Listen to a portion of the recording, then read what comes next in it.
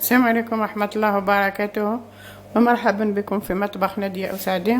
هزو الفلاون ونسو في يسون كوزين تقلنا. اليوم نديرو شربة برميسال.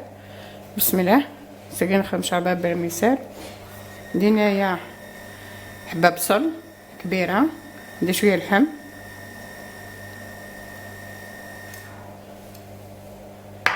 الغلميم، عندي معدنوس والحشيش مقطفة،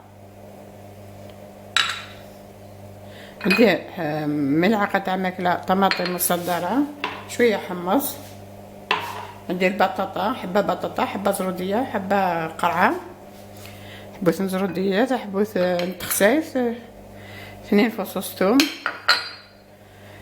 2 حبة طماطم مسكرفشين، توابل، عندي عود قرفة، شوية كروية، راس الحانوت، فلفل اسود، معدنوس يابس ومرحين، وفلفل عكريم.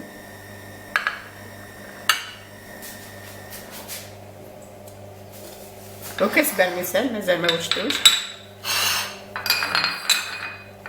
درنا في القدرة 2 مغارف تاع الزيت ومغرفة تاع الزبدة، نضيف اللحم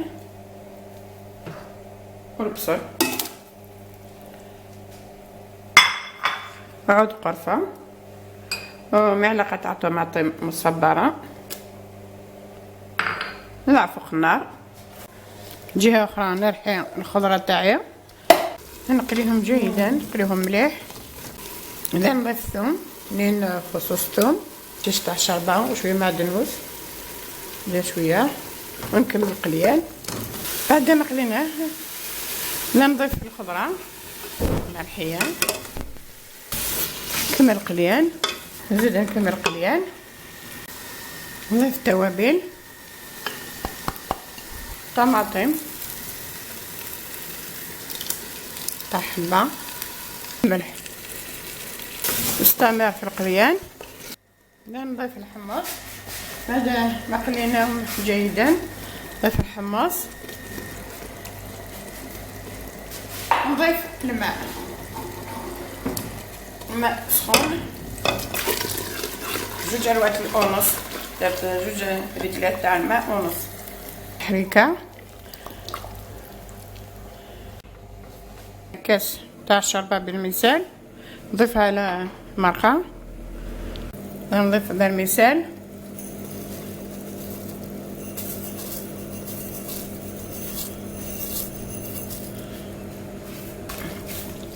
حركها، شوية حشيش تاع الشربة، خليها تطيب لمدة 15 دقيقة.